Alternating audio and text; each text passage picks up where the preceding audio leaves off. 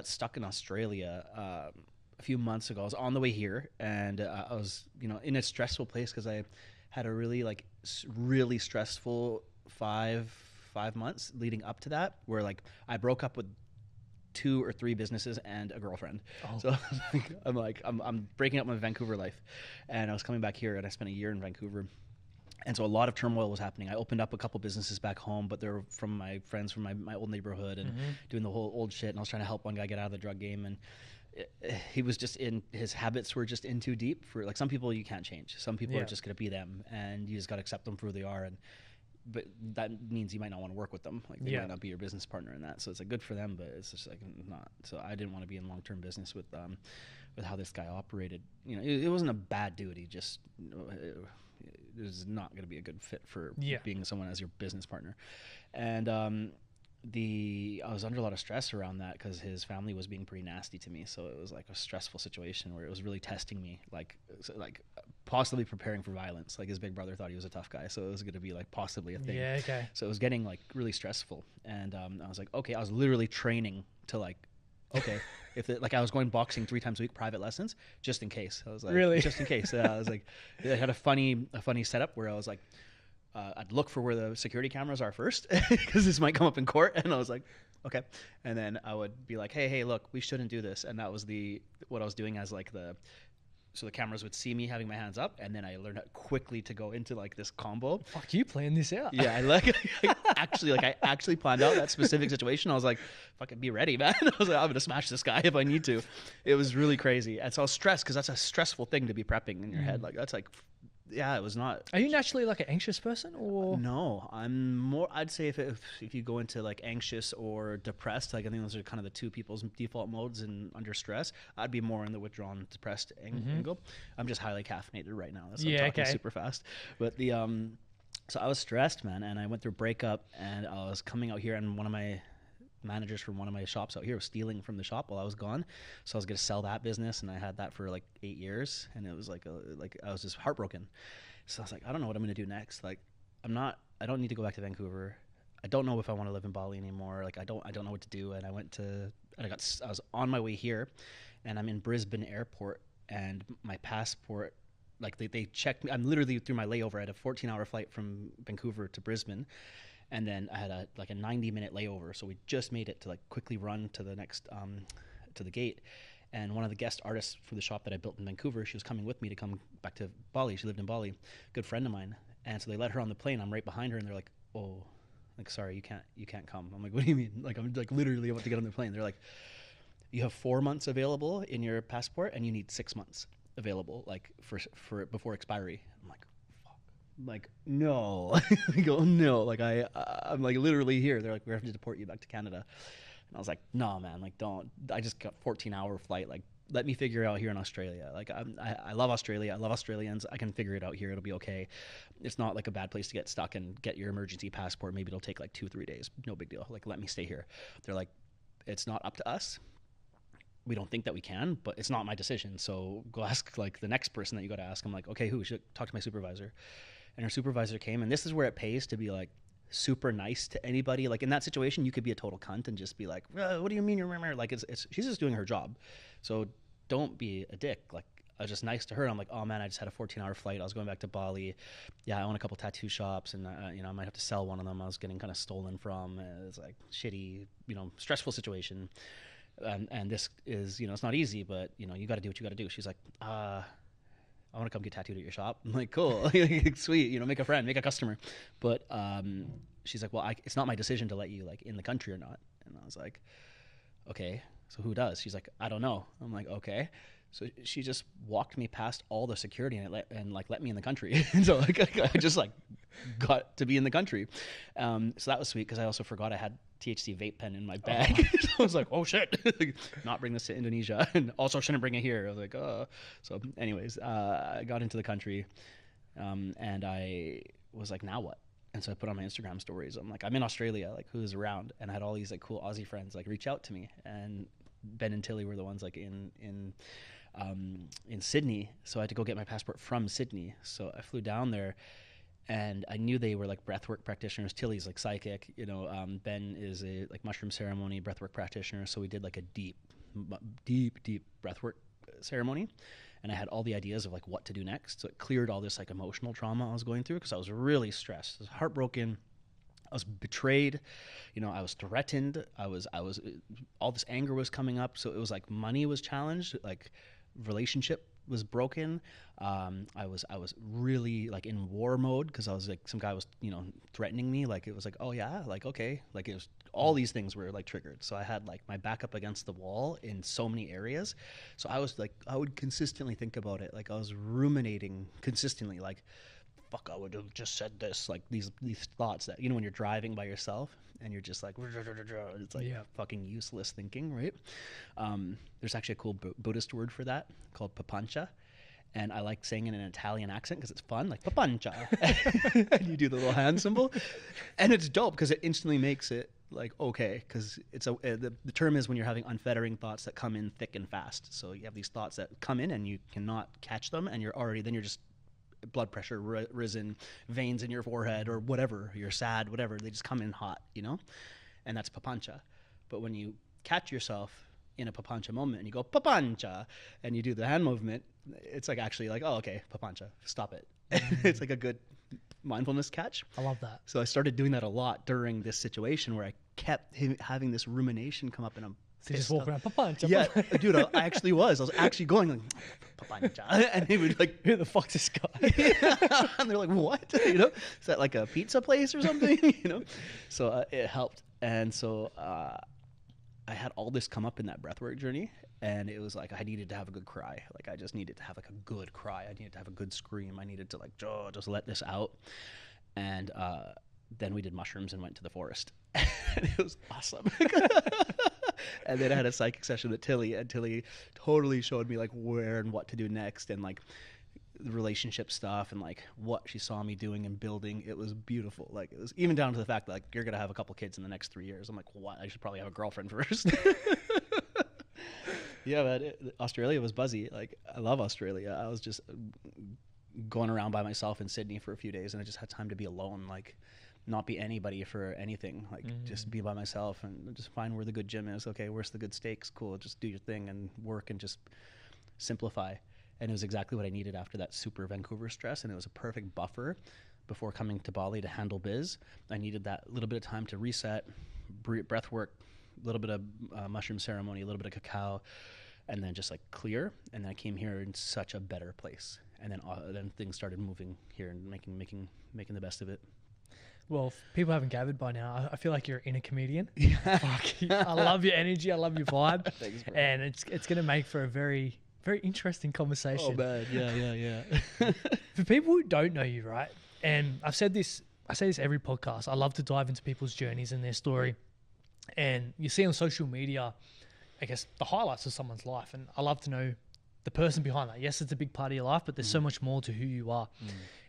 Aren, for the people who don't know you, especially for myself, I have really no clue who you are. We've just met for the first time today, and I feel like we've connected. There's energy there. But what's the context that myself, the listener, needs to know about you to better understand the man that sits in front of us today? Okay. I mean, I grew up in Vancouver, Canada. Can't tell by the accent. Yeah, there's no doubt about it. I grew up the fat kid, so I was like definitely, not.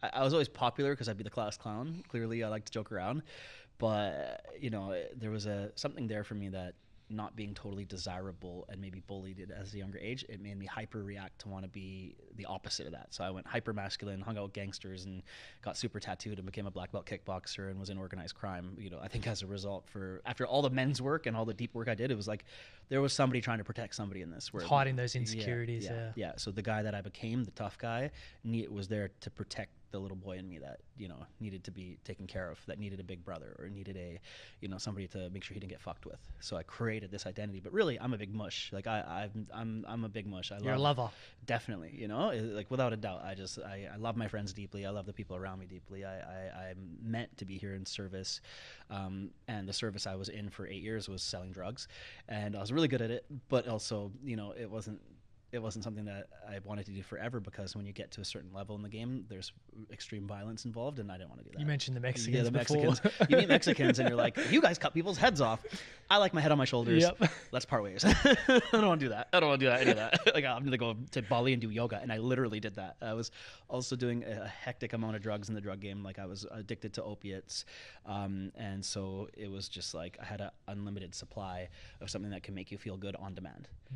And so once you get your hand in that cookie jar and you could feel as good as you want and numb out anything that's, you know, any negative feelings, any pain, anything like that, and just keep working and be happy. And I had an unlimited supply of it, you know, practically. And so that was not a healthy place to be in. And so I was doing tons of drugs, and I did a plant medicine called iboga, because had lots of cash around me, but I wasn't happy, and I wasn't doing I knew I was squandering my gifts. I knew that I had some gold to offer the world, and me not giving that out there, it's like, what a waste. You know, I can help people. Like, I can be useful. I can do more than just selling dope. Like, I can actually be somebody that was positive and help the world, right? That little boy in me really wanted that. And so I did this plant medicine called iboga, which is like the stern father, where like ayahuasca is like the grandmother. This is like your dad telling you fucked up over and over again. It's really difficult. Other people have had, you know, a little bit more peaceful experiences. Mine needed to be fucking hard. I did a week-long flood dosage of it to get clean off of all the opiates I was doing. And during one of the days coming down on it, they said, okay, you can watch movies, but like while you're like shivering, being all fucked up in the daytime, because it's a nighttime ceremony. But nothing violent. Don't watch anything violent. Don't watch anything that's going to be, you know, anything other than happy stuff, because it's going to loop around in your evening ceremonies. So you need to make your consciousness be like happy vibes. So I watched all these documentaries on happiness. I watched all like the happy shit I could until like I've sufficed all of Netflix pretty much. And it was like the last thing I saw changed my absolute life. And the person that changed my life was Julia Roberts, because I watched Eat, Pray, Love. And it for some fucking reason, as soon as she went to the Ubud Bali ceremony scene where she's going through the market and the woman was doing the blessing, my heart was like, that. You need that. Go there now. And I was like, what the fuck? Like, I don't even know where Bali is. Like, at that point, I had no idea where Bali is. You're Australian. It's like you're Mexico, but I'm on the other side. I'm from the other side of the planet, right? So I'm like, I have no idea. So I had to Google, where's Bali? And it was like, in Indonesia. I'm like, where the fuck's Indonesia? And I was like, Google. Okay, I thought it was near Japan. Okay, it's near Australia. Okay. Booked a ticket and showed up 2 days later on my 25th birthday, alone in Ubud Bali in a Louis Vuitton t-shirt and diamond drug dealer earrings and a fucking man purse. And I show up to Yoga Barn, and I'm like, I'll learn yoga. Like, I used to teach kickboxing, like kind of the same thing, right? Nope. And I started becoming a yogi, and that was it changed my life. I did a yoga teacher training, and I think everybody should do a yoga teacher training, whether you want to be a teacher or not. It's just an amazing time to connect with you and yourself, your body, and an ancient technology that's there to unlock yourself so you can meditate and connect with yourself. And I did a yoga teacher training, and I failed the first teacher training because I was still a drug dealer at the time, and I was doing like international drug deals and, you know, on Tinder and getting full sleeve tattoos. I was just the messy, ridiculous person to be in a yoga teacher training. But that was the start that helped me change my life. And then when I went back home, I got out of the dope game, gave everything up. I didn't want to make another cent that wasn't tied to something I could be proud of. And I sold everything I had, and I moved here, and then I launched 8 businesses in 8 years since then. Once I got my shit together, and I was able to be something more than a product of my environment. And I'm firmly rooted in believing in, if you're able to spiritually come to a space where you're a bit more at home with yourself, then your environment can become a product of you.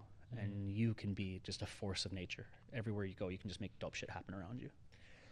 I'm always curious how someone like yourself or anyone goes down that path of crime, violence. So I've spoken to so many people that have gone down very similar paths, and now they're highly successful in what they do. And I was having this conversation with one of my previous guests, and he goes, you know, if you can be a drug dealer, if you can run a gang, you can run a business. Totally. Absolutely. And it's like, imagine if the youth were taught these skills or had healthy role models from a young age, how much more successful they would be in life. Absolutely. Yeah, of course.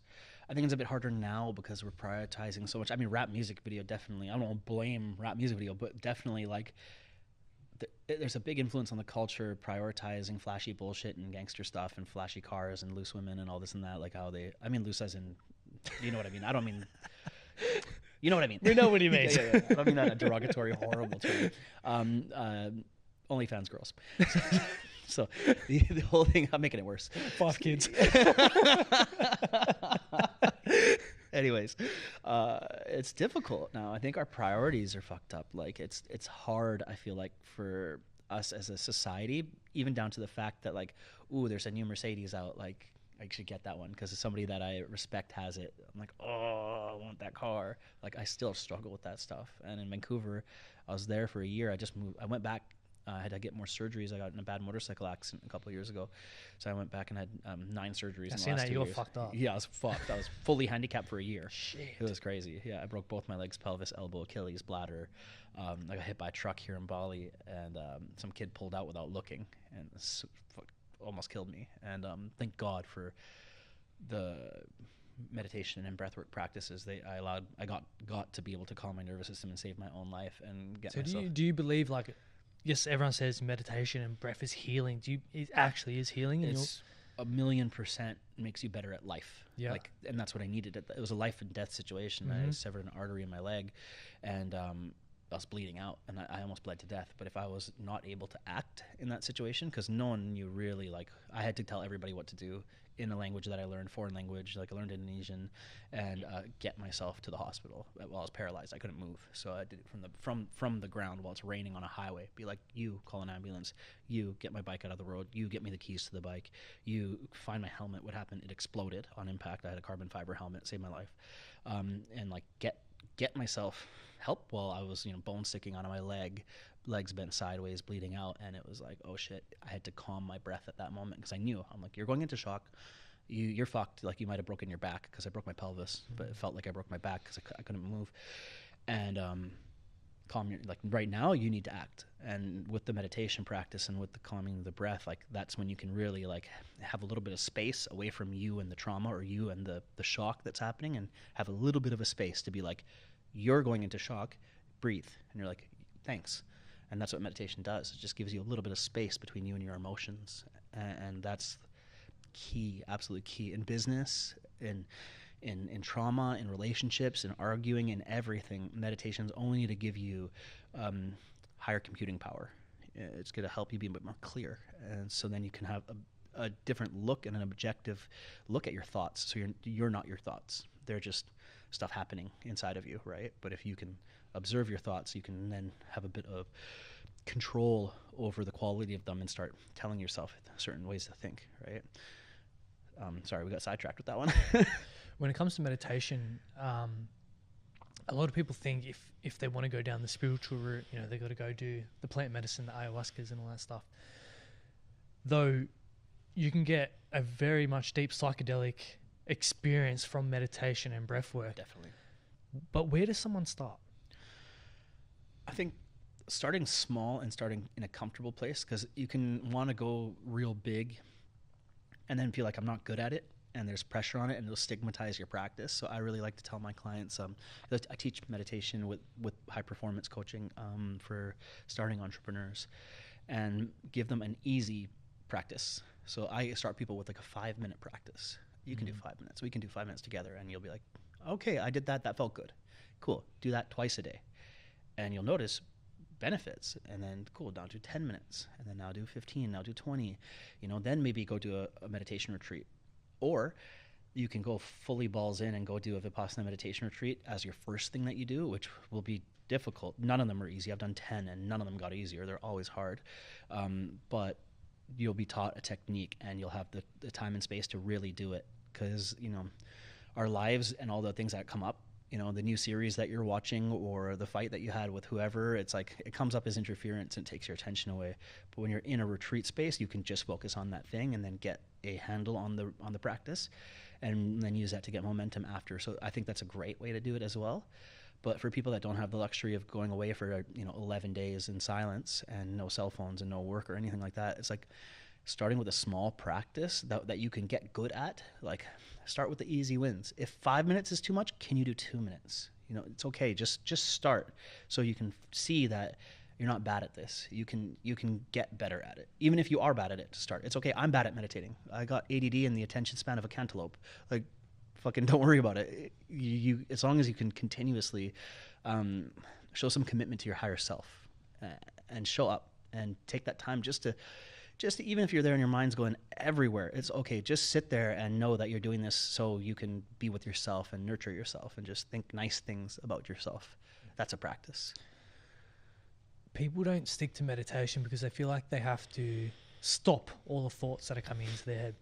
And a great piece of advice that I was given for meditation was, pretend you're laying under a tree and all the clouds that go past are your thoughts. And it's not about stopping them. It's about just embracing them and watching them go around, around, around. What's your piece of advice for someone that's in that mindset of, I got to stop all my thoughts? Because you can't really stop all your thoughts. There's always going to be something that pops up. It's impossible. It's impossible. That's the function of the brain, is to have thoughts. It's kind of like, okay, don't breathe. You're like, I can't, I'll die. Like, you will breathe. If you can't consciously stop breathing, you will continuously keep thinking. So just to find a way to make yourself at home in your own head is how I like to think of it. So I always, tell my clients and people I'm teaching to find a breath that says welcome home. And that's a certain quality of breath that means something to you. So when you take a breath and you're like, welcome home, it's usually a pretty chill breath. You feel instantly more mindful, instantly feel better if you're listening to this, and find a breath right now that you think feels like welcome home. And things tend to slow down. And to find a place you make yourself comfortable in your own home. So when you're sitting and meditating, it's like, yeah, thoughts come up and down, but can you make yourself comfortable in your own head? And if you can't, it's okay. Can you just observe that? But don't be judgmental about it, and just watch things arise and pass. I had a really crazy experience. It's a whole nother big story, but I was in a sword fight, black magic robbery. Just to glance over that. And I went into it was a ridiculous story. It's a whole thing. But I was in a Vipassana meditation retreat after I had my hand in a cast. A couple guys broke into my house in the middle of the night out here trying to rob it. But I woke up and they were in ski masks, and I was in my Muay Thai fighting gear. So I woke up 6'1", fully tatted kickboxer. They were two Indonesian guys in ski masks. One of them saw me. He's like, fuck that. He jumps out the window. And the second guy pulled out a sword about that big, and it was one of my ceremonial swords that was given to me by my staff. He pulled it out, but I was already in war mode. Yeah. And so I came at him with a jab cross, hit the sword with my left knuckle, severed my knuckle tendon. The second punch cracked him, and I was just on top of him, and I was beating this guy up pretty bad. It was a crazy situation, right? And so I went to a meditation retreat 9 days later. I already had it booked, and my arm was in a cast, and I kept having the trauma and me and my girlfriend had broken up that morning, so it was a really intense time. And the local people thought it was a black magic situation, so I went and got some clearings, and the priest felt there was black magic on me, and I did clear entities off of me. It was a really fucking crazy time, right? So I was going through this really intense mental time, and I went to the meditation retreat, and I could not stop thinking. I was traumatized. I was literally traumatized. I literally was in a sword fight. It was traumatic. And I kept thinking about the breakup, and I thought I was going to marry this girl. She was Aussie, and it was traumatic. I was heartbroken, and the breakup was getting ugly because she was starting to say not nice things to the community about me. So I was triggered, and I was in pain. My knuckle was fusing back together, so I had that going on. And you're in a meditation retreat anyways. You're uncomfortable. The thoughts that were forming and happening for me were ticking all the boxes of this sucks. This is hard. I don't like this. I should leave. And thank God my friend slid a book under the door. And you're not supposed to read in these meditation retreats, but I break the rules. And so he gave me a book by Joseph Goldstein called Insight Meditation. And it got me through this. And it was something I kept forever that I'd love to share with you guys. And when your thoughts are going crazy, whether you're awake or not, whether you're in meditation or not, you're walking around, whatever, and you can catch your thoughts. And in this case, it saved my fucking ass because I was in trouble in this meditation retreat. I was really not feeling good. I was really in a bad place. And to catch your thoughts, you ask yourself two questions. And the first question is what you're thinking wholesome? Is this wholesome? And it's okay, what does that mean? Is this something that's rooted in the kindness of your heart? Is this rooted in something that is kind? It's wholesome. It's sweet. It's not just some negative shit going on. And when I was thinking of man, I should have killed this guy. Like I had him in a rear naked choke and I'm cranking it on this robber. And I was like, I don't want to kill this guy. Like, I don't like this at all. I just let him go. You know, I didn't want to actually do this and beat the shit out of this guy. But still, like I could have, I like literally it was like I can kill someone moment. And I was like, I don't like this. A little boy came through. It's like, don't kill this guy. He doesn't deserve it. Let him go. Okay, fair. Let him go. And I kept replaying that in my head over and over again. And I'm sitting there in meditation, full sweats, because I'm literally murdering someone in my thoughts. Like, this is not wholesome at all. This is the opposite of wholesome. This is horrible. Drop it, drop it, drop it, drop it, drop it. And then the second question, is this skillful? Is the way you're thinking of skill? Are you using your mind in the way that you think in a way that is conducive to your well-being? You know, are you thinking in a way that's positive and you're using your mind in a literally a skillful type of thinking? And I was like, no, I'm papanchaing. You know, I'm fucking just ruminating here. This is not at all skillful. Drop it. And so those two thoughts came up so many times in that retreat that I actually got pretty good at it, because I just kept being in that space of nope, not wholesome, nope, not skillful, drop it, drop it, drop it. And it helped me be able to tune the quality of my mind, and then could still think about that situation that happened. It happened, but I could think about it in a way that was wholesome and skillful. And that helped me have an objective viewpoint over the traumatic situation that happened, so I could see it in a way that wasn't caught in these less skillful or wholesome ways of thinking, but I was thinking of it in a more objective, skillful, like I could see it in a way that was serving me, or not as traumatic, but just it happened. You know what I mean? Yeah. It's a lot of people may be listening and goes, oh, it's easier said than done, right? Yeah. Because like 90% of our thoughts are the same thoughts from the day before. Yeah. And if you're having 90% negative thoughts, it's hard to change. With work, with life, with family, what's your, I guess, easiest tip to flip that mindset so 90% is, eventually get to 90% is positive mindset? Obviously, you're going to have your bad days, but we want to kind of have that harmony and that balance of mainly positive thoughts. If you spilled mustard from a hot dog on your shirt and you got to change your shirt, what's the first step? Firstly, you go, fuck. Yes, actually, though, the first thing is noticing you did it. Yeah. That's the number one first step, is like, I got mustard on my shirt. Yeah. You know, you could walk around all day before you get another shirt, but at least you know, you're aware of the situation. That's the absolute first step in knowing that if you have negative thoughts consistently happening, can you catch that? And so I developed a practice I teach called tactical mindfulness. And it's finding ways to be tactically mindful in the sense that real situations in your life, your personal, your life. Okay, what comes up in your life that is a pervasive and unskillful thought that comes up and you're like, I need to change that because that's not serving me. So you have to first have the awareness to be like, I personally think about that situation in Vancouver way too much, and I wish I would meet up with that guy that was threatening me. Like I wish that will happen because I want to use my training. You know, it's like, well, hey, that's something that has been coming up for you consistently all week. You note that that's not like, that's a negative thought. That you're not rooted in kindness or wholesomeness or anything like that. That's not good for you. So I just had to keep seeing that was happening. I couldn't change it yet though, because it was still had a strong emotional charge. So I just had to like keep seeing it, and then eventually you keep seeing that it's happening. You can then change it. Like you can eventually, it starts to change just by putting consciousness on it and noting that you're doing it. It'll start the change. So to heal anything in your body and to heal anything that's happening within you, first is to bring conscious awareness to the situation. That alone is healing. And then you can start finding tools. And that's where tactical mindfulness comes in, is, okay, say I kept thinking of that situation happening. What's my tactical mindfulness tool? So I'll have a catch, and that was papancha. I was using that one for myself. So I'd be like, oh, you're thinking about thing again, papancha. And I would say papancha, and it would be a habit interrupt for the thought. And it might not mean I'd choose a better thought right away, but it meant that I was able to block and skip over that thought, or just stop that one for a second. And then I kept doing that, and eventually that thought had less charge because I stopped feeding it. You know, it would come up, but I'd stop giving it so much attention. Yeah, you're interrupting that loop in your brain. Yeah, exactly. But if you get lost in it and you continue the papancha, and you let it play out and play out and play out, it has some more strength, and you keep giving it. You're feeding it, right? So if you just cut off the oxygen to it, let it die, and then eventually it will stop having so much pull. And so the negative thoughts, if people have these 90%, negative thoughts, if you keep seeing that that's happening and then habit interrupting, eventually it'll have less of a pull.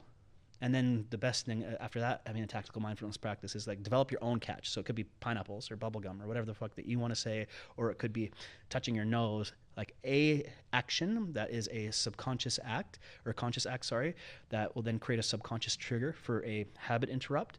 And I like that. I like using like a piece of jewelry or something, you know, or I'll rub this scar, and that'll be like, okay, or a hand mudra, like different hand postures. And so that's a position to put yourself in to give yourself a certain feeling. So put that in there as a tactical mindfulness practice. Is if I'm feeling like my ADD is kicking in, I'll put my fingers in hand, like in this position, and that's a mudra and yogic mudra for concentration. So just do that. And you do that enough time, and you can kind of like, okay, I'll start concentrating better. And so having these own little like mini tactical mindfulness practices that help you operate better, that's all this is here for, is to help you be more skillful. You can do better at this stuff and get better at your thoughts. That's kind of what I would tell people, is develop your own little mini practice for yourself. And it could kind of be like OCD, like people like have their own, like they have to slam the doorway 3 times. Yeah. Don't go too crazy. But make it easier for yourself to succeed is what I like to hear. Find what works for you. On a deeper level, though, I'm talking about men. A lot of us have a lot of shame, a lot of guilt, a lot of regret. Yeah. That's some deep stuff that more times it stems from our childhood. Yeah. Someone's listening right now and they do have a lot of shame, a lot of guilt, a little regret around where they are at life, what they've done in their past.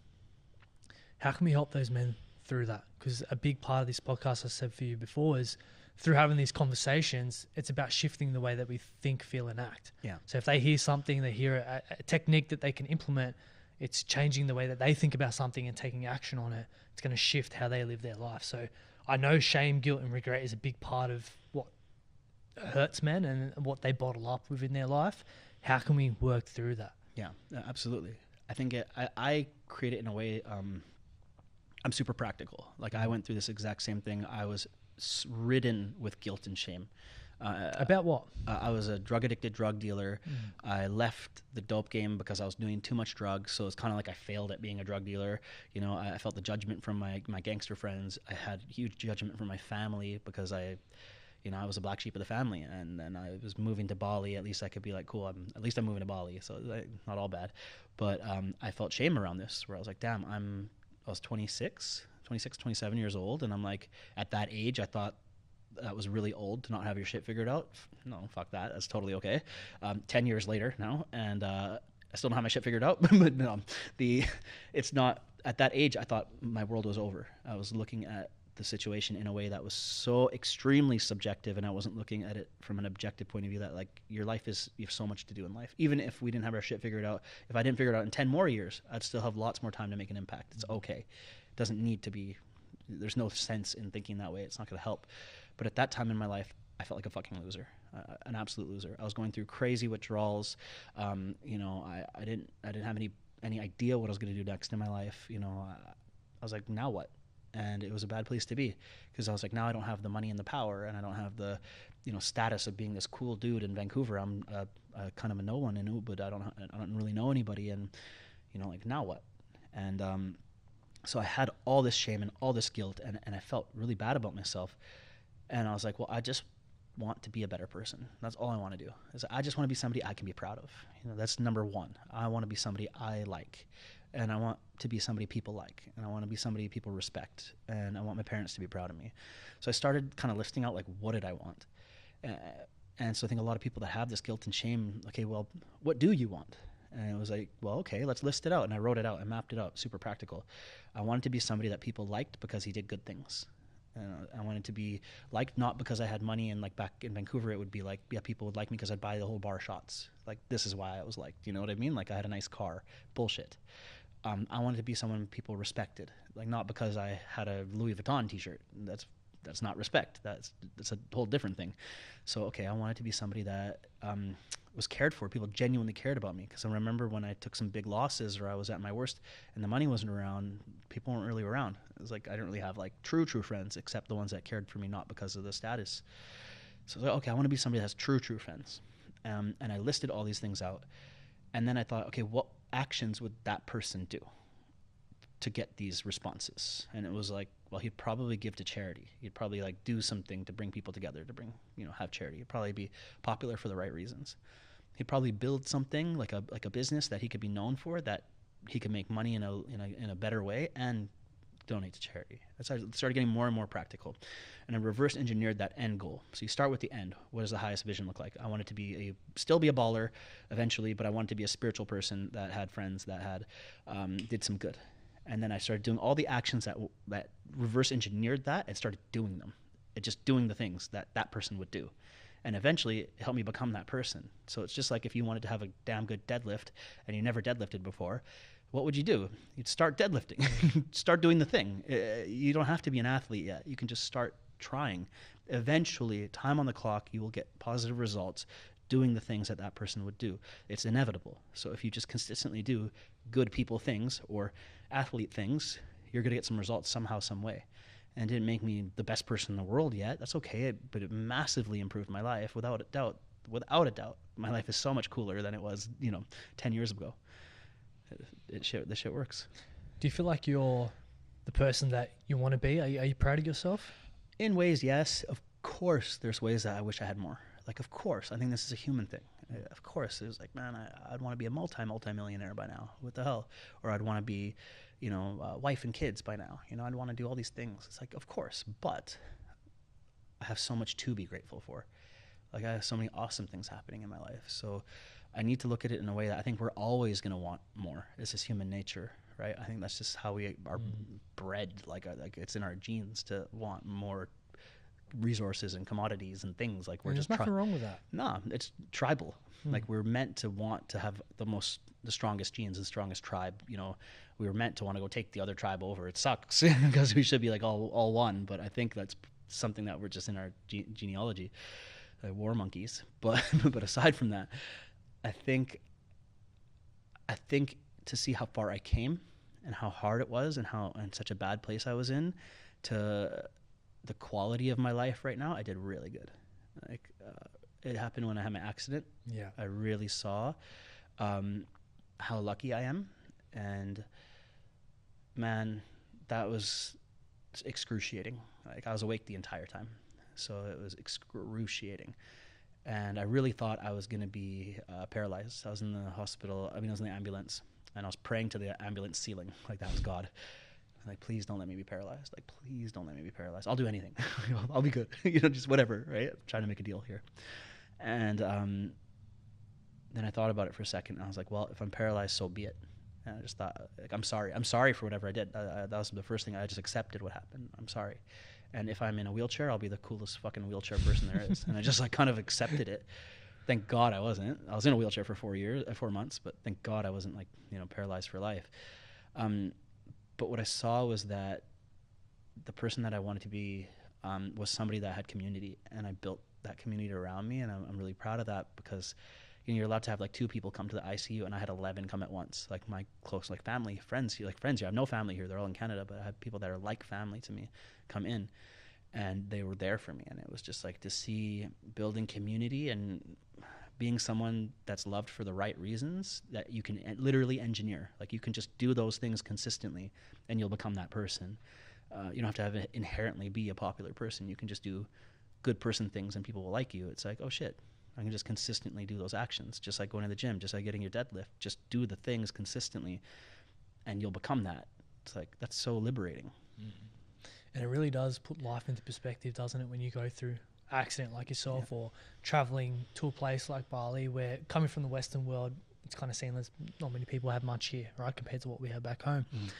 And yet they're happy, they're grateful for what they have. Yes, they're striving for more, but they're content. And I think that's a beautiful thing. It's a peaceful thing. Back home, it's like everyone's just hustle, and they're not happy, they're not fulfilled. And it's like, what kind of life is that? It's a rat race. Yeah, it's like never ending. Totally. You're gonna, yes, maybe accumulate material things, but you can't take that with you in your next life. What's the point? Yeah. It's about the memories that you create with the people that you love. Yeah. And just having that harmony within your life and understanding your values and sticking to who you are. Yeah. It's so important. I learned a lot through that, like the power of brotherhood and friendship and having like real friends, like really going and having those nights, you know, when you have like times out with your buddies, and sometimes they're alcohol filled, but you have that real heart to heart, I love you, man situation going on. That's important. It really is. And I had a lot of those, not drinking, but just with guys out here, like brothers and sisters, but like deep friendships and not just surface level shit. And those have ups and downs. Like those type of friendships have, you know, difficulties. And when you lean in and you really push through those to be like, no, we're gonna be brothers, and brothers fight, but we're gonna be close, and like lean in. And it's so easy in this day and age to like, there's so much happening in the world that you could just like pull away from somebody so easily, right? You're like, you're kind of a headache, fuck it. But if there's somebody that's worth being a brother, you swallow your pride and make it work, kind of thing. It was important because that really came in handy with a few situations that I had, that people coming through for me during that I was like, damn, like this friendship's deep.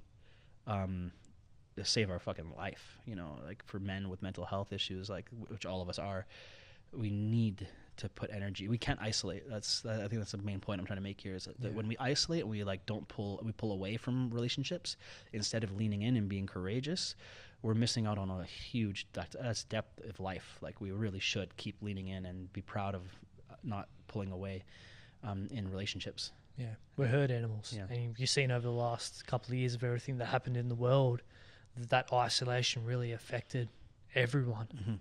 And mental health went through the roof, suicide rates, all that. And it's very sad to see that those basic rights, or the way that we should be living, was in a way taken away from us. And you can really see why it's important that we must have that connection. And I say it all the time, we're more connected than ever through social media and everything like that, but we're so disconnected from ourselves, from nature, from one-to-one connection, which is why I love doing this podcast, because I get to fly to the other side, like to a different part of the world, connect with someone that I haven't met before, and just have that energy there. I think that's so beautiful within itself. It's awesome. And I wanted to dive into plant medicine, right? And I was watching Graham Hancock last night, and he was talking about, you know, the way society is right now. It's everyone's accepting the fact that we can go drink alcohol and party drugs, and all that does is close that gate, and it's a trap for us. And it's frowned upon to go do psychedelics, all that, plant mushrooms, all that kind of stuff. Because what does that do? It opens the gate for you to go to a higher consciousness and to ask those deep questions that are needed. Do you feel like people should head in the direction of plant medicine? What's your opinion on that? Because I know you've had a lot of experience of it. I think it's important to try, in the sense, definitely you got to make sure that you're mentally healthy first. Like don't be doing it if you're in a really like intense, like if I did ayahuasca, or well, maybe it would have been great, but if I did like mushrooms after the sword fight black magic robbery, like 2 days later, I don't know if that's a good idea. I've had an intense experience before when I had to fight my missus, and for some reason I decided to take shrooms. Oh my god! And I had a trip, and it was fucking yeah, it's not good.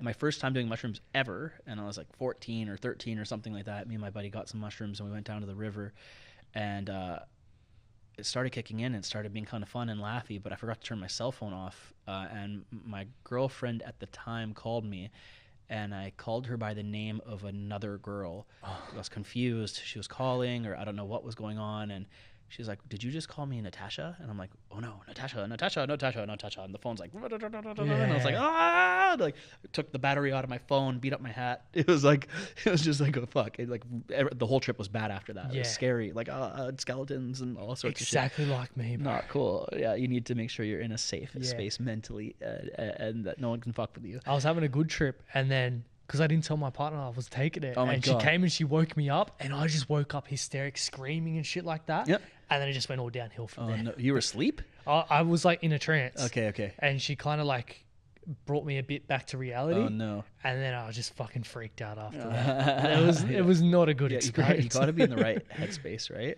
I recently did ayahuasca in Cambo for my birthday, and it was interesting. It was beautiful. The first night was difficult, but the second night was pure bliss and pure love. I mean, I threw up the most I ever threw up in my entire life. Yeah, I heard you be sick. Cambo, you threw up a lot. Yeah, Cambo's designed to purge, right? And I wanted to clean out a whole bunch of the heavy metals and drugs that I had from the from my whole life, but also from the accident for like 2 years on painkillers. I wanted to like clear out, and I quit the painkillers.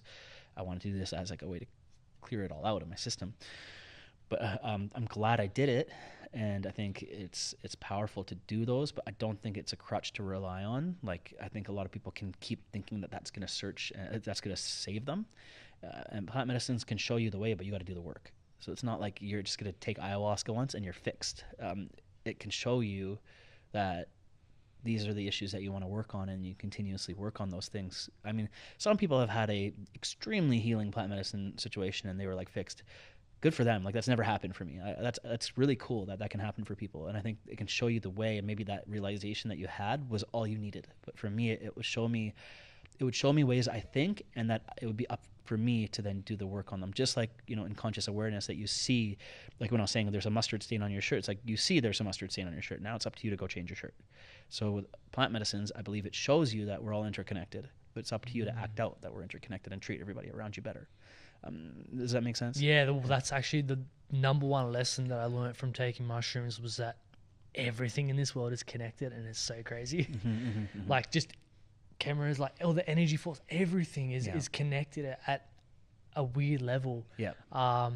It was very trippy, and it's definitely something that I want to explore further when I'm in a better mindset to take it. Like, I would love to go do ayahuasca and do mushrooms again and all that kind of stuff. But it's kind of hard in Australia to get the right people to do that. Is a place like coming to Bali, like, I mean, my first time doing Aya was in Byron Bay.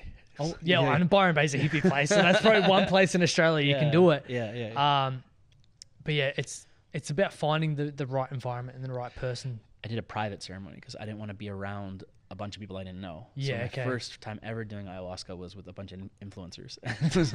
It was kind of like a cool influencer one, and it was a great time. They were amazing humans. It was beautiful, but I didn't have like this big deep experience. It was just a nice experience. But this last time I wanted it to be like private ceremony. So there was 4 shamans and 4 of us, and we rented like private space, and that was really deep to have like a controlled setting. Like, context is super important, and you don't want to be in a big setting with a bunch of people you don't know, especially if there's people that you don't know how, like, what kind of energies they're bringing in, because they can bring in some fucked up shit that will fuck you up if you're not like closed off to that. So I've heard horror stories of exorcism and demons and all sorts of wild stuff coming out of people and then jumping into somebody else. It's like, that is real.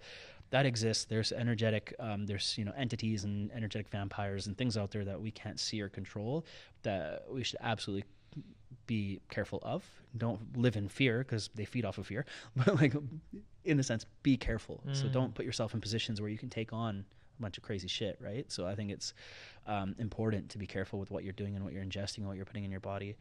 But like, I think it's worth trying for people. Like, be curious and try stuff. Don't get dependent on the things, but make sure you're doing it in a very controlled and ceremonial setting, not like recreational, smoking DMT, which some people do. It's like, cool, but I ceremonially smoked DMT, and I did a proper process and a diet and all these things to get up to it. And I had the most amazing experience. I did 3 times in a row in an afternoon, and I had really beautiful, like, deep experience. And I got to see so much about the world and me and interconnectedness and, you know, oneness. Cool. It was amazing. Did it solve anything, like, in the sense that, other than just like kind of putting a magnifying glass or a spotlight, I guess, on what all of this really is? Cool. That did help. That was great. But did it make me better at taxes or like 3D shit? No. No, right? So I think you also need to, what got me better at doing taxes and stuff was meditation, because I needed to not have I needed to be able to be mindful when I'd look at, you know, how much I owe the government, and I'd be like, fuck, this is stressful. Instead of being stressed out, I'd go, breathe. You know what I mean? Like, yeah. What are some of the lessons or the realizations that you've had through doing plant medicine? Any big ones that have come up and be like, fuck, I need to make a big shift in my life? One that I had very recently for the recent ayahuasca one that I could speak to quickly was having, seeing that everybody is a sum total of their experiences. So like, seeing one of my employees, I really wanted to fire her because she had been really fucking the dog for like a while. Like, she's just super lazy and inconsistent. And luckily she gave her resignation a few weeks ago, because she was gonna become a mother. And I was like, amazing. So I didn't have to fire her that she was getting pregnant. She left. Yeah. Beautiful. I was literally hoping that was gonna happen because I was trying to find a replacement for her first. But like, I was quite irritated with her work habits. And I'm sure all of us could think of somebody that like we work with or whatever that just was not meeting your expectations and kind of lying about their abilities. And you're like, oh, internally my ego's triggered. We're not hitting deadlines. I'm pissed. This person's lazy, with a sloppy, blah, blah, blah, blah, blah. And then during the plant medicine ceremony, I saw her for all the good that she is. So I saw her for the human that she is, and that she's actually like a wonderful human in her ways, and a lot of her habits and things that aren't good, aren't meeting the expectations, are because of reasons. And so it was a bit more like seeing someone like in an altruistic manner. It didn't mean that I'm going to keep them on. It didn't mean that I'm not going to fire them. It didn't mean that I didn't want them, like what they do is okay. But in a way, it saw people as people instead of what they've done to me. Yeah, it's letting go of like that resent or anger towards them. And then I also saw like resentment towards myself. And I was like, be kinder to yourself. So like make yourself comfortable in the way that you're sitting. Can you like take care of yourself? And I started speaking to myself during that ayahuasca journey in a way kinder way. And it's kind of like, get on your own side. Like, can you be nicer to yourself in your own head? I was like, yeah, like, why am I not? Why am I not my own best friend? Like, why not? Why not be sweet to yourself and make yourself treat yourself, treat yourself. But I needed to be able to do that in my own head. So that was a beautiful realization that I recently had. And then in the other one, my first ayahuasca experience was, it's not what you do, it's how you do it. So we can do so many things, and just the way that we do it really matters, and the intention and what we put in really matters. And we'll get like a totally different experience. And I found that was beautiful. And I had like another person that was trying to work for me, and we were gonna let her go. She wasn't the right fit. And she was coming to Bali and just standing like, she didn't like the Balinese people. She said they were all kind of taking from her, and they're dishonest, and they're treating her like a dollar sign and blah, blah, blah. But it's not what you do, it's how you do it. The way that she was coming into it was with this like kind of shitty racist attitude and treating them like furniture and just treating them like it's not what you do, it's how you do it. I never have that experience. I make friends everywhere I go in that sense, and Balinese people love me. Like, we have a really sweet connection, and I joke my way through everything. Even when it's a bargaining situation, I joke my way through bargaining, and it's like easy and fun, and we're both happy after. Like, it's a sweet way to deal with it instead of like her energy. And I was like, it's not what you do, it's how you do it. So come into that with the energy of the result you want, and you'll dictate how the world responds to you. Yeah, and it's just like the saying, how you do anything is how you do everything. Exactly. You just, the energy you put out, you'll receive back. Yeah. I want to ask, if that younger version of Aren was sitting in this room right now, what piece of advice would you give to him? And do you have a good relationship with that little boy now? Much better. Yeah, absolutely much better. Yeah, I would definitely be letting him know that a lot of the stuff that you're worrying about right now at that young age, like, will not matter later. So it's like, don't hold on to things. Like, it's okay. It's not that big of a deal. A lot of the stuff that you're going through, like, it's impacting you deeply because you don't have the conscious time on the clock to see that these things aren't the biggest deal. It's okay. Your parents are just people. They're not like the almighty, like we look at our parents, like they're the smartest people in the world. And then every single one of us can remember that moment probably when we saw that our mom is just a person. Yep. And you're like, oh, you're actually not that smart. You're just a person. Like, love you, but like, love both my parents, but you're just people. Yep. And we all fuck up. Yeah. We all fuck up. And like, you're not a fucking astrophysicist. Like, you're a normal you're a blue collar person. Like, you're a human. You're just a normal person who fucks up just like everybody else. Not that astrophysicists don't, but just mean like we think of our parents as these like way higher. Put them on this pedestal. Yes, exactly, right. And then I would remember being a little disenchanted at a young age when I was like, wait, she's not.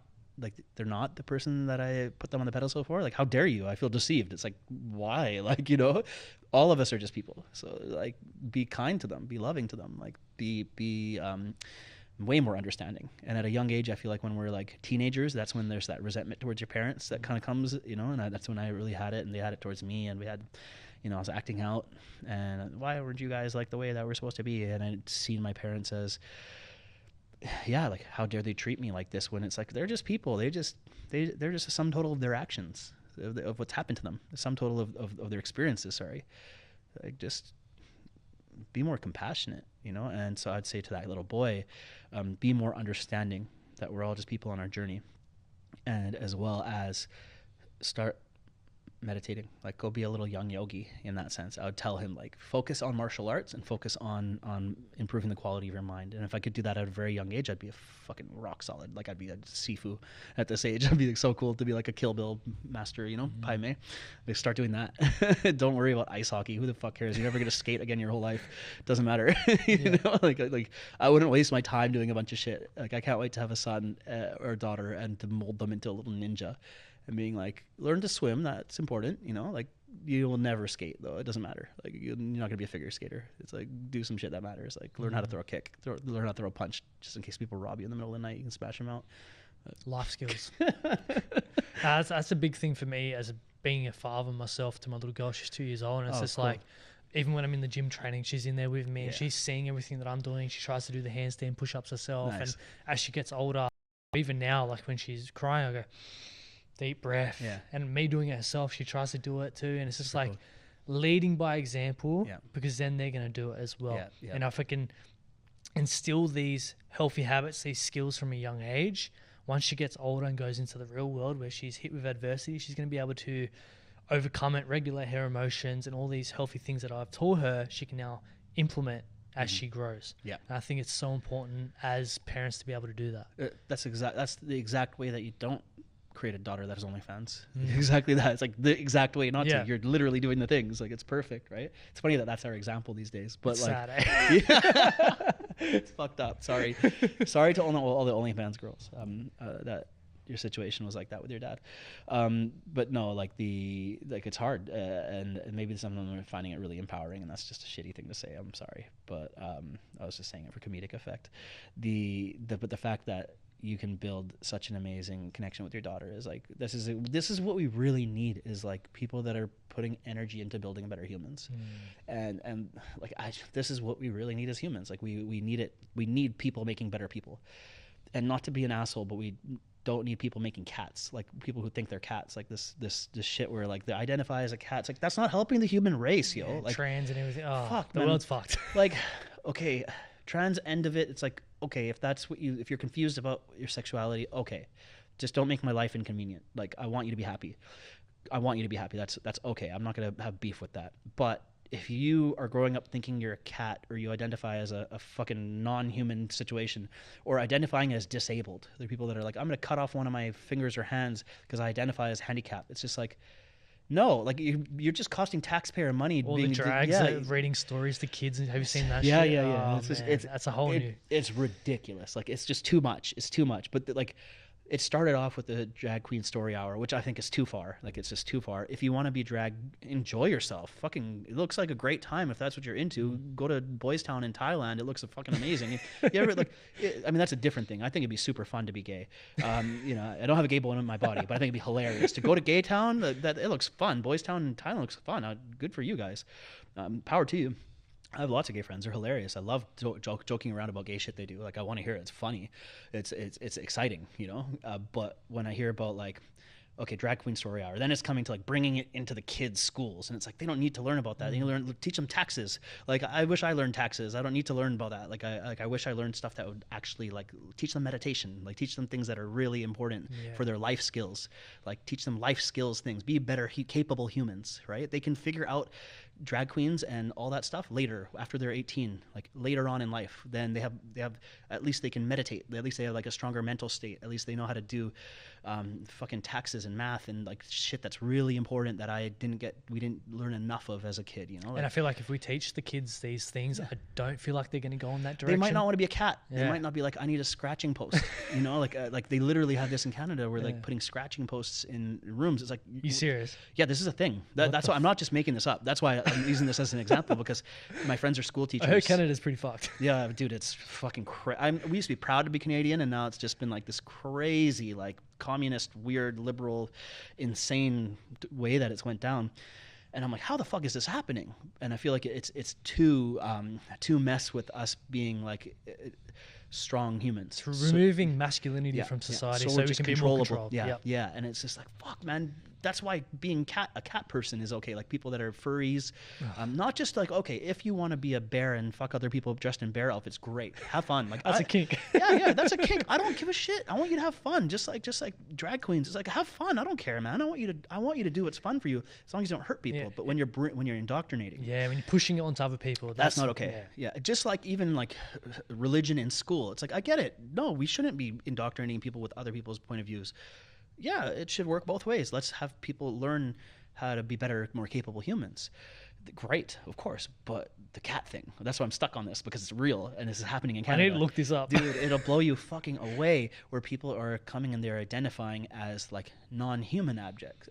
So they're identifying as animals, or they're identifying as these things, and it's just like, that's not helping the human race though. Like, it's just, we're not going to be capable humans. We're going to think you're a cat. You're going to be going up. There's people that identify as dogs, and they show up and they're like, hello, wolf. And like, this is a thing that's happening these days.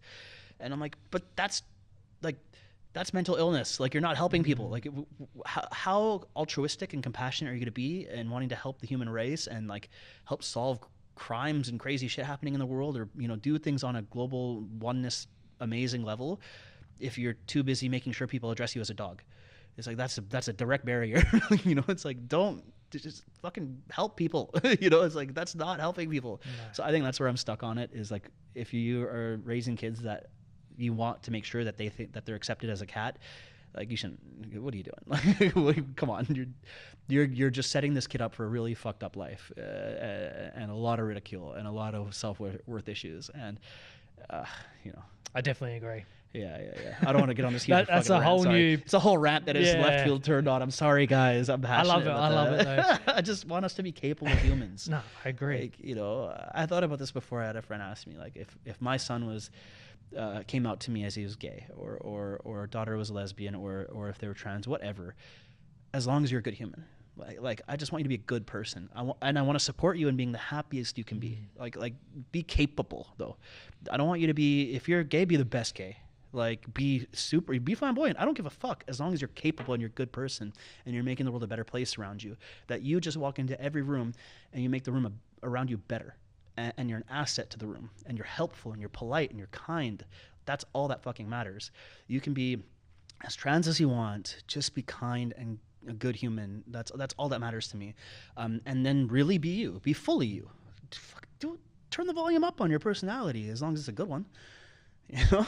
Definitely agree. Just be who you want to be. Yeah. Just don't push your shit onto other people. Yeah. Just be helpful. Yeah. Like, be helpful to everybody. Mm-hmm. You know, like, I don't know. I was raised with those kind of manners, just being like polite. Yeah. You know, like, be polite. And I went to this. I was teaching a free master class in Vancouver like a year and a half ago, and it's really bad in Canada right now for this. And there was a master class there, and I was teaching branding, business, startup. You know, helping young entrepreneurs, solo entrepreneurs get their stuff together. And everybody there was super excited about the master class, and they were very helpful and excited. And there was one person that was wanted to be referred to as it. Yeah, and I haven't dealt with anything like that yet. I was coming from Bali, where that's not a thing, and I had to now be in the liberal epicenter of the city and refer to this person as it, not a he, her. There were two spirits, transgender, non-binary, or something. It was confusing for me. Like, I just haven't dealt with that yet. So I'm just like, whatever, I'm just gonna be super nice to you. And I was trying to be I didn't know how to deal with the situation, so I was just trying to be extra nice, because I didn't want to also be like fucking canceled or something around it. I'm like, I'll just be super nice. And the person was very difficult, because they were just difficult. Like, everything I said was just a bit difficult. They consistently wanted extra attention, and just like, or difficult when the whole situation was happening. I was like, okay, whatever, it's okay, no big deal. And at the end of it, everybody was saying thank you, and they were really appreciative of my free time that I gave to them. And it just walked away and didn't say shit. And I was like, it needs to learn some manners. Like, fucking say thank you at least. Like, what do you mean? Just like that. So I went on this big rant about it. I was like, come on, guys. Like, you can be whatever the fuck you want to be. Just be polite. Like, just be kind. You know, say thank you. You got a lot out of the workshop. You at least have the manners to even if you didn't get much out of it, just it's polite to actually just acknowledge people's time and energy and efforts, right? And I think there's a lot of entitlement in the world. And I was opening businesses in the West, and it was so much more entitlement. And I had to really consider everyone's feelings so much more than opening a business here in Bali, where working with the Balinese is incredible. Like, we have a beautiful working relationship, and they just get shit done, and they're not worried about all these like all these extra things that are coming up in the Western liberal culture that are like me and my feelings, and it's like, no, don't talk to me like that. It's like, I'm your boss and I have expectations out of you, and I've told you to do this thing and you didn't do it right.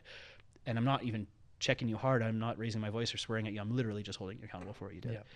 And that's too much for them. That scrambles them. That's the Western world, mate. Yeah. So that was an interesting thing to see with like, fuck, we're becoming so soft. It's driving me nuts. It is. And that's why I love doing this podcast and speaking to men like yourself, because as I said earlier, like society is in a way demasculating men, and we need to have these conversations so men can actually step into being men. Exactly. We need to be able to talk about our feelings. We need to be able to have a good cry with our bros. We need to be able to like be soft in a way, but also we need to be balanced, like fucking Renaissance men, or samurais. They were able to paint calligraphy and they would be good with the sword. Like do both. You need your masculine essence and to be in touch with your feelings and art and creation and all these amazing things. It's like, that's a real rounded man is to be everything and not just like gym bro, but like, okay, be the gym bro, but also, do you meditate? Do you read? Do you laugh and hug your friends? Can you tell your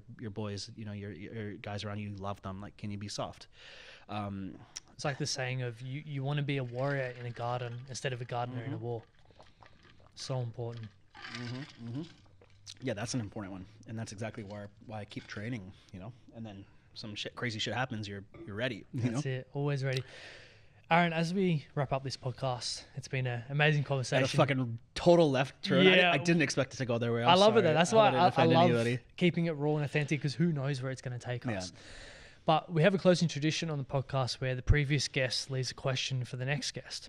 So the question for you, Aren, is if you could change one thing about yourself, what would it be? Anything? Can I have like superpowers and shit? Hey, I'm just asking the question here. I feel like I would want to have like even more like, I'd want like Buddha-like qualities. Like if I could change another thing about myself, I think it would be my ability to focus and like have stronger attention. Because if I could focus my attention and really, really focus on things, like I would just become massively smarter. So if I could change anything about myself, it would be like my computing power, and I would just give myself like an extra 100 IQ points and just like be like limitless. It would just be like the limitless, but I just want to be super smart. I think that's something that bro, I got kicked out of high school. I was smoking pot at 12 or 13 years old. We found my best friend's dad's grow up, like a marijuana grow up, in his basement when we were 12. It was like the best and worst thing to happen to a teenage kid in East Vancouver, because we were selling pot at a young age, but also we were smoking pot. Respect the hustle, man. Yeah. It was just like walked in and I was like, there's Christmas trees everywhere and lights hanging from the ceiling and tinfoil on all the walls. You're like, what in the fuck is this? It was incredible. I'll never forget the moment. But also it was like, now you have all this access to weed at a young age, right? And free weed. And then you could sell the weed and buy a bottle and then drink with your girlfriends and your friends at 15, 16 years old and get drunk in parks. It was like probably not good for your developmental brain. And then I've had 13 concussions. So I had a concussion every year for 6 years. Fucking ice hockey. What the hell? And so it's too like, I feel like the computing power I have, I think I did do pretty fucking good for where I'm at, but how many blows I've taken, in the head and also just how much drugs I've done. But I feel like it'd be amazing to have more computing power now, just to see what I could do. That's why I think brain health is so important now, and also self-study, because I wasn't good at this at a young age, and in my late teens, early 20s, I got kicked out of school. I went to a bit of college and then trade school, and I didn't stick with anything. I started selling drugs and making lots of money, and it was like, why am I doing this? And I didn't get back to being a student of life until I started my life over. And then I went ham, and I went really deep into personal development and really deep into spiritual development, and went really into it and self-studied a lot, and it changed my life. It was really important, and I think anybody can do that now. If you're riding yourself low with shame and guilt, and you're like, fuck man, I'm not the dude I want to be, I'm like living an example that you can be if you just go for it and just go balls in on studying for it. And that's what I love helping my clients with, is like, cool, let's pick who you want to be. If it's launching your brand and your business and just literally changing the person that you are and how you make money and what you do, then we just reverse engineer that, and then every week just tick boxes. Like, here's your to-do list. Do these things. Read this page or read this chapter. Do this. And if you inevitably, consistently, you know, you do that, and inevitably some cool shit's gonna happen. And that's what happened with me. I didn't know where this was gonna turn out, but the fact that I just kept studying and kept trying to be smarter, like, I'm definitely smarter than I was 10 years ago. So it does work. You just got to put in the effort, and I'd want that to be even more accelerated. Like, what else could I do? Love that, bro. Yeah. Aren, thank you so much, man. I love your energy. Thank you. You're too. a funny man. You have a lot of stories and so much knowledge and wisdom to pass on. So thank you so much for taking time out of your day to sit down and chat with me. My pleasure. Thank you so much. Man. Thanks for having me. Awesome, bro. Awesome, bro.